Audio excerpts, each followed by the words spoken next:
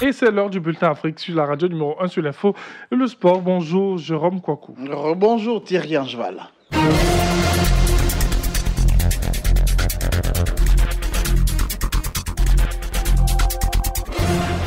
Bonjour à tous, faisons le tour du continent en quelques minutes et on commence par la République démocratique du Congo. On le sait, l'opposition a obtenu le retrait de Joseph Kabila de la course à l'élection présidentielle de décembre prochain. Le consensus autour de la gouvernance électorale reste toutefois un défi majeur pour la RDC. Djenebo Karamoko nous explique. Il était sans doute attendu au tournant aussi bien par l'opposition que par la communauté internationale. Mais comme il l'avait dit, Joseph Kabila vient de respecter la constitution de son pays en renonçant à un troisième mandat consécutif. C'est donc Emmanuel Ramazani Shadari qui défendra les couleurs du Parti du peuple pour la reconstruction et la démocratie lors du scrutin présidentiel du 23 décembre prochain. Le secrétaire permanent du parti au pouvoir pourrait rivaliser ainsi d'ardeur avec des poids lourds de l'opposition dont Jean-Pierre Bemba et Félix Tshisekedi. En attendant les réactions officielles, le retrait de Kabila a été très bien accueilli dans les rangs de l'opposition, tant son obstination à rester au pouvoir au-delà de la limite prescrite par la Constitution aura été l'une des causes de la crise politique qui étrangle la RDC depuis 2016. Seulement, le consensus autour du processus électoral ne semble pas encore acquis. Si le gouvernement congolais s'est toujours dit fier de son ingénierie électorale, l'opposition est jusqu'ici insatisfaite de la gouvernance électorale proposée par Kinshasa. Avec Charles Kabila, on se rend au Mali. Là-bas, le Front républicain qui regroupe 18 candidats à la présidentielle et leurs représentants ne démorent pas. Le scrutin présidentiel du premier tour est un coup d'État électoral, c'est ce que dit ce Front républicain. Ils étaient regroupés mardi 7 août à Bamako avec quelques milliers de leurs partisans pour dénoncer ces élections. Charles Kabila. Dans la principale salle du Palais de la Culture de Bamako, toutes les 3000 places étaient occupées. Les 18 candidats ou leurs représentants ont entretenu le public venu nombreux sur les présumées fraudes qui ont entaché ce premier tour de l'élection présidentielle. Dans son discours, le leader de l'opposition, Soumaïla Cissé, arrivé second après donc ce premier tour, a dénoncé une dictature de la fraude lors du scrutin. L'opposition demande en outre le départ du ministre de l'administration territoriale et de la décentralisation, Mohamed Ag Erlaf, chargé d'organiser ces élections, ainsi que la publication des résultats bureau de vote par bureau de vote pour pouvoir vérifier les chiffres. Plusieurs recours ont été déposés devant la Cour constitutionnelle. Mais pour Mahamadou Kamara, porte-parole du candidat Ibrahim Boubacar Keïta, ces accusations de fraude ne sont pas justifiées. Nous avons assisté à l'une des élections les plus transparentes de toute l'histoire démocratique du Mali. Nous avons une nouvelle loi électorale qui est une coproduction de l'opposition et de la majorité. Nous avons un fichier qui a été audité par un organisme indépendant, qui a été accepté par tous, donc un fichier consensuel. Et je rappelle que dans chaque bureau de vote, l'opposition est représentée par des assesseurs et des délégués qui ont signé des PV de dépouillement. Par conséquent, je ne vois pas où est la fraude. Quoi qu'il en soit, les organisateurs du meeting ne le cachent pas.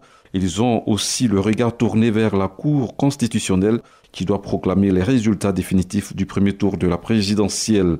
Le meeting s'est déroulé sans incident avec un service de maintien d'ordre très professionnel.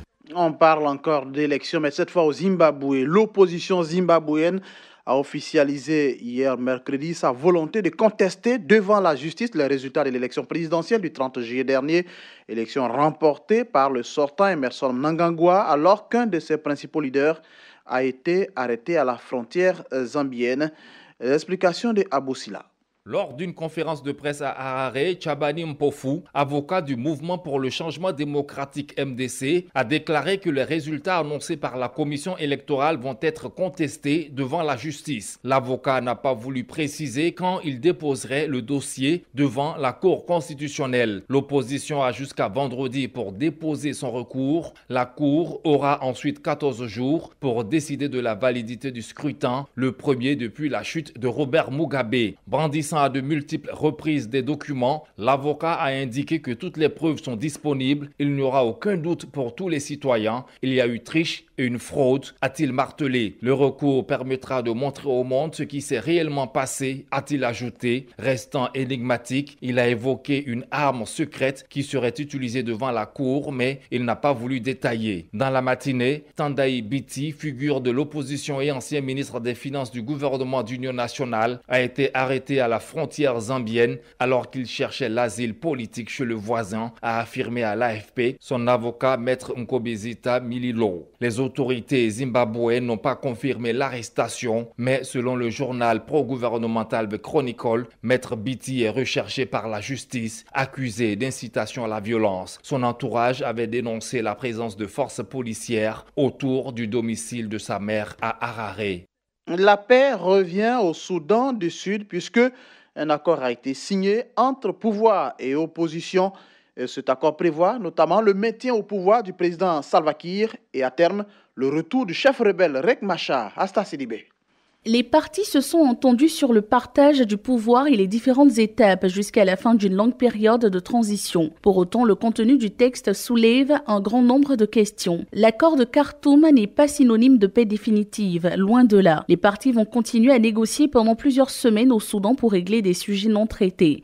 Ensuite, seulement un accord final doit être signé. Il ouvrira une pré-transition de 8 mois. Pendant ce temps, une commission planchera sur le fédéralisme. Elle devra déterminer le nombre et les frontières des nouveaux États qui composeront le pays. Si elle échoue, un référendum sera organisé. C'est totalement irréaliste vu l'insécurité, la logistique et le nombre de réfugiés, a réagi un expert. De plus, la question divise les politiques. Le gouvernement veut créer 34 États, l'opposition refuse catégoriquement. Si le processus n'a pas encore déraillé, la pré-transition sera suivie d'une transition de 3 ans. En théorie, ce n'est qu'à ce moment-là que Riek Machar rentrera au pays, puisque pouvoir et opposition se partageront les postes au gouvernement jusqu'au niveau local. Un processus très long, très cher, dont on se demande comment il sera financé. En tout cas, dans les chiffres, le président Salva Kiir et son camp se taillent la part du lion en récupérant plus de 50% des postes. Le chef de l'État doit rester en place jusqu'à la fin du processus, mais ira-t-il jusqu'au bout? Rien n'est moins sûr. L'accord de 2016 avait par exemple été rompu après seulement 3 mois.